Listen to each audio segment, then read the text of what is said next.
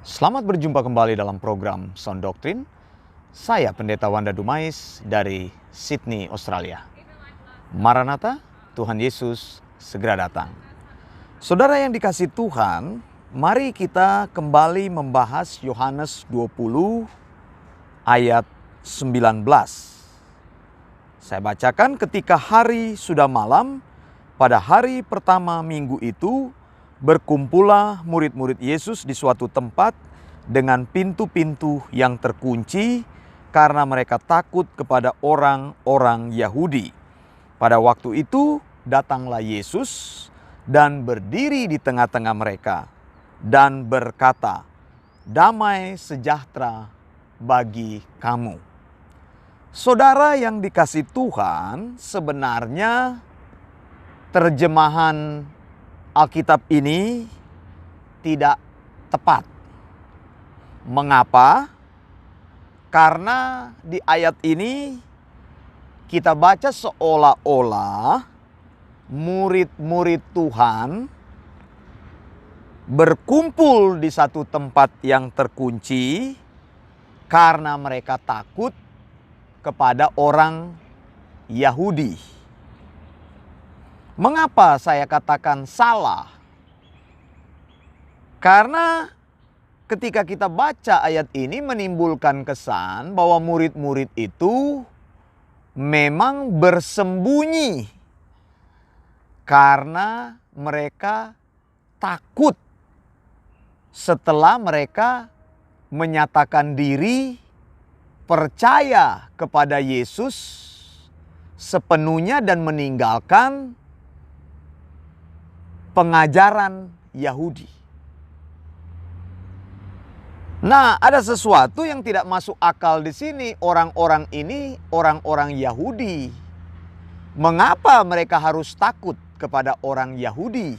Yang pertama itu. Yang kedua, murid-murid Yesus ini telah mempunyai pengakuan eklesia. Pengakuan eklesia itu ada di mana? Ada di Matius 16 ayat 16. Petrus berdasarkan wahyu Allah mengaku bahwa engkau Yesus adalah Mesias, anak Allah yang hidup. Perkataan anak Allah artinya menyatakan kesetaraan Yesus dengan Allah. Bahwa Yesus bukan manusia biasa. Bahwa Yesus itu adalah Allah manusia atau manusia Allah. Hypostatic union kalau dalam istilah teologinya. Waktu itu ya murid-murid belum tahu apa itu hypostatic union. Nah, bagaimana mungkin orang-orang yang telah mengakui bahwa Yesus itu adalah Allah sampai dikatakan takut kepada orang-orang Yahudi sehingga mereka harus tinggal di dalam satu ruangan tertutup lalu pintunya terkunci. Hal yang ketiga lagi saya tunjukkan bahwa ayat ini salah diterjemahkan. Apabila murid-murid takut kepada orang Yahudi, karena kata takut di situ adalah kata aslinya, bahasa aslinya itu pabon. Pabon itu artinya takut yang disebabkan oleh teror. Tadinya juga saya berpikir mereka takut karena diteror oleh orang Yahudi. Tetapi alasan ini tidak bisa diterima. Mengapa? Bagaimana mungkin orang yang sudah meninggalkan agama Yahudi, saya sudah sampaikan dalam seri sebelumnya, agama Yahudi itu melambangkan identitas, bukan hanya agama. Orang Yahudi itu dimanapun mereka hidup, mereka akan melakukan tradisi agamanya sebagai identitas mereka. Jadi mereka tidak akan melupakan Torah, mereka akan mempraktekkan bahasa mereka. Makanya kan ada sekolah khusus orang Yahudi, dimanapun engkau pergi, orang Yahudi ini selalu membentuk komunitas sendiri. Ada sekolahnya besar, khusus untuk mereka. Jadi tidak ada alasan mengatakan mereka takut. Orang-orang ini yang sudah mempunyai pengakuan eklesia bahwa Yesus Kristus adalah Mesias, anak Allah yang hidup. Yesus itu adalah Allah. Lalu apa yang harus mereka takutkan? Mereka berani mati bagi Yesus. Mengapa? Mereka tinggalkan persekutuan di Bait Allah. Lalu mereka berkumpul bersama-sama. Nah, ini saya mau tunjukkan. Baca ayat ini dengan teliti. Yohanes 20 ayat 19 dikatakan, ketika hari sudah malam pada hari pertama minggu itu. Hari pertama itu Yom Rishon adalah hari Minggu, bukan Sabat. Begitu. Kan saya sudah pernah menjelaskan bagaimana peralihan yang terjadi ketika murid-murid percaya kepada Yesus. Pertama, mereka tidak lagi beribadah di hari Sabat. Mereka ingin membuat pemisahan bahwa murid Tuhan tidak lagi mempraktekkan ajaran-ajaran yang salah, yang bukan kebenaran. Mereka percaya Yesus itu sound doctrine. Ya, Pendeta Wanda Dumais mengajarkan sound doctrine. Ajaran Yesus adalah ajaran sound doctrine. Ajaran Yesus diteruskan kepada rasul-rasul. Rasul-rasul meneruskan kepada orang-orang yang dapat dipercaya, yang bisa mengajar orang lain. Dan orang-orang itu meneruskan pengajaran itu kepada kita sampai hari ini. Pengajaran sound doctrine dituliskan di dalam Alkitab yang kita sebut Theopneustos. 66 kitab. 39 PL, 27 PB. Jadi jangan adalah firman Tuhan yang baru, nubuat, penglihatan dan sebagainya, bahasa roh. Engkau akan menambahkan wahyu. Engkau tidak meneruskan pengajaran rasul-rasul. Nah, saudara, lihat di sini jelas. Yohanes 20 ayat 19, ketika hari sudah malam, pada hari pertama minggu itu. Jadi apa?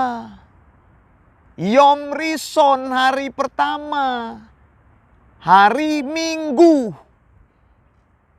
Ini sebenarnya sebuah pesan yang dikirim kepada orang Yahudi. Murid-murid menyatakan, kami tidak mau lagi mendasarkan hidup kami pada ajaran yang tidak sound doctrine. Berani mereka berpisah dari organisasi mereka yang lama. Jangan engkau pikir Yahudi itu organisasinya tidak solid, sudah besar waktu itu. Ada Bait Allah di situ, ada imam-imam di situ. Ya. Ada aturan-aturan yang terjadi setiap tahun. Ada aturan Sabat di situ. Saya sudah pernah katakan, orang Yahudi itu mereka dididik secara Yahudi untuk taat Torah, melakukan Torah. Dan Torah itu adalah simbol identitas mereka. Nah, ini sekarang murid-murid mengirim pesan. Lihat, kami tidak mau lagi beribadah di hari Sabtu, hari Sabat. Nah, Anda mau kembali ibadah di hari Sabat? Ya, Itu ngawur. Mau mendasarkan diri di ibadah di hari Sabat, murid-murid aja tidak beribadah di hari Sabat. Hari Minggu, Alkitab buktikan. Minggu pertama. Jadi jangan tegakkan kebenaran di atas Sabat. Tidak benar itu. Mau berdebat dengan saya tentang hal itu, ya silakan kalau mau berdebat dengan saya tentang masalah Sabat. Clear di sini, jelas di sini. Ada banyak ayat-ayat lain yang mengatakan bahwa mereka ibadah pada hari pertama. Di sini dikatakan berkumpul. Jadi saudara, saya katakan ada kekeliruan terjemahan di sini. Bukan mereka takut kepada orang Yahudi. Kalau mereka takut, kenapa mereka kumpul sama-sama di satu tempat? Sehingga membuat mereka itu akan gampang ditemukan. Ya bodoh kalau begini. Sudah tahu engkau diteror, sudah tahu engkau akan dikejar-kejar atau engkau dikejar-kejar karena orang marah, lalu engkau berkumpul bersama, itu kalau ditemukan bersama-sama mati sama-sama misalnya. Jadi makanya saya bilang, ayat ini salah. Bukan takut, saudara. Tujuan mereka berkumpul itu adalah melakukan assembly. Berkumpul sesama orang percaya yang sudah percaya kepada sound doctrine untuk saling menguatkan, saling mendoakan, saling memberikan nasihat. Apa yang saya sampaikan ini juga merupakan tesis yang ditulis Dr. Campbell. Dr. Campbell juga setuju dengan hal ini. Begitu. Kesalahan terjemahan di sini, saudara, bukan takut kepada orang Yahudi. Apa yang harus ditakutkan oleh murid-murid itu? Mereka sendiri berani keluar dari persekutuan, dari organisasi, dari sistem orang Yahudi. Lihat, ketika seseorang percaya kepada sound doctrine, maka mereka bertindak. Mereka akan katakan, enough is enough. Now, I want to exercise my faith. And I believe fully in Jesus Christ. Begitu. Iman itu di-exercise. Dan saya selalu bilang pengajaran itu yang pertama. Karena mereka menerima sound doctrine. Apa sound doctrine-nya? Apa saudara? Matius 16 ayat 16. Itu adalah sound doctrine-nya. Apa itu Matius 16 ayat 16? Maka jawab Simon Petrus, engkau adalah Mesias, anak Allah yang hidup. Ini sound doctrine-nya. Jadi ajaran apapun, siapapun hamba Tuhan yang tidak mengajarkan kebenaran, yang berpusat pada Yesus, itu pengajaran sesat. Saya sudah tegaskan. Saya bahkan mengkhotbahkan jauhi pengajaran orang-orang yang tidak bersumber kepada Yesus. Apa itu ada hamba Tuhan terkenal itu? Ya, di-share-share di Facebook, dia mengajarkan ada keselamatan lain di luar Yesus. Saya sudah tegaskan, jangan ikut pengajaran orang itu. Ya terserah Anda kalau mau ikut. Pengajaran sesat begitu mau diikutin. Pengajaran itu berpusat kepada Yesus. Amin. Yesus adalah Mesias. Saya bicara keras. Anak Allah yang hidup. Allah yang sebenarnya. Kalau engkau mengajarkan ada keselamatan lain di luar Yesus, itu sesat. Itu sesat, saudara. Mau percaya, mau share-share pengajaran dia, ya silakan. Saya sudah sampaikan. Saya sudah sampaikan itu corpus delicti, itu ajaran paling gila itu. Masih banyak ajaran-ajarannya juga yang sesat itu. Ada keselamatan lain di luar Yesus. Bahwa Yesus itu bukan Allah. Begitu. Menikah dengan Roh Kudus. Engkau masih share-share ajaran yang sesat itu. Ya bodoh namanya. Begitu. Nah saudara, ini sound doktrinnya. Matius 16 ayat 16. Maka jawab Simon Petrus, engkau adalah Mesias, Anak Allah yang hidup. Amin. Yesus adalah Allah satu-satunya. Kalau sudah Yesus tidak ada yang lain. Makanya murid-murid orang Yahudi itu berani keluar dari organisasi yang lama. Kalau memang di organisasi yang lama pengajarannya tidak benar, keluar dari situ. Katakan kepada dirimu, enough is enough. Kenapa harus bertahan di gereja yang tidak mengajarkan kebenaran? Kenapa harus bertahan di organisasi yang tidak mengajarkan sound doctrine? Anda mau habiskan hidup Anda di situ seumur-umur. Gereja itu, denominasi gereja itu tidak kekal, saudara. Di surga tidak ada denominasi gereja. Saya bilang yang tersisa dalam hidupmu adalah kebenaran. Ajaran yang benar akan menghasilkan praktek hidup yang benar. Amin. Katakan amin. Ajaran yang salah akan menghasilkan praktek hidup yang salah. Ajaran yang sesat akan menghasilkan praktek hidup yang sesat. Begitu, saudara. Murid-murid sudah tunjukkan mereka akhirnya membuat persekutuan sendiri dengan orang-orang yang doktrinnya sama, yang sound doktrin.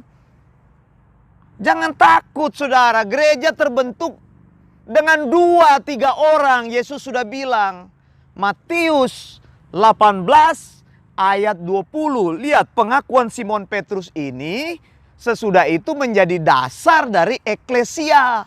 Ini kan Matius 16 ayat 16. Ayat 17 Yesus bilang, Simon, bukan engkau yang mengatakan, tapi itu adalah pewahyuan Allah. Lalu ayat 18 Yesus bilang, sebab di mana ada 2-3 orang berkumpul, if there is 2 or 3 people are gathered together in my name, I will be there among them. Jika ada 2-3 orang berkumpul dalam namaku, Yesus bilang, aku ada di tengah-tengah mereka. Itulah gereja. Gereja itu harus bersifat lokal dan independen. Begitu. Yang melayani di situ ya hamba-hamba Tuhan. Yang ada di situ. Begitu. Jadi kalau engkau lihat persekutuan-persekutuan di gerejamu mengajarkan tidak benar, tiru murid-murid Yesus, keluar dari situ.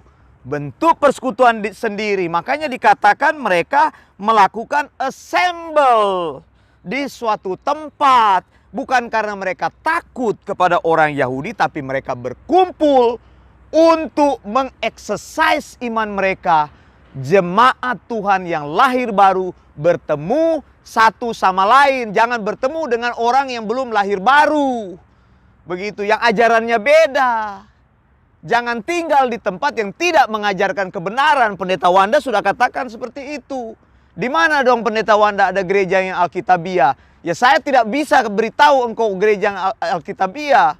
Saya juga sudah lama keluar dari Indonesia, saya nggak tahu gereja mana yang Alkitabiah. Kalau tidak ada, bentuk sendiri jemaat yang Alkitabiah. Kumpul bersama dengan orang yang Alkitabiah. Bagaimana caranya Pendeta Wanda? Nah, hadir di Eleos Theological School. Saya ajarkan engkau apa itu bahasa asli Alkitab, bahasa Ibrani, bahasa Yunani, bagaimana mengeksegesis ayat, bagaimana melakukan hermeneutik. Saya ajarkan engkau eksposisi Alkitab. Saya akan ajarkan engkau bagaimana melakukan, menyampaikan firman Tuhan, homiletik yang benar. Di situ baru engkau kumpul bersama, lalu engkau exercise imanmu. Amin. Saya Pendeta Wanda Dumais dari Sydney, Australia. Maranatha, Tuhan Yesus segera datang. Blessings.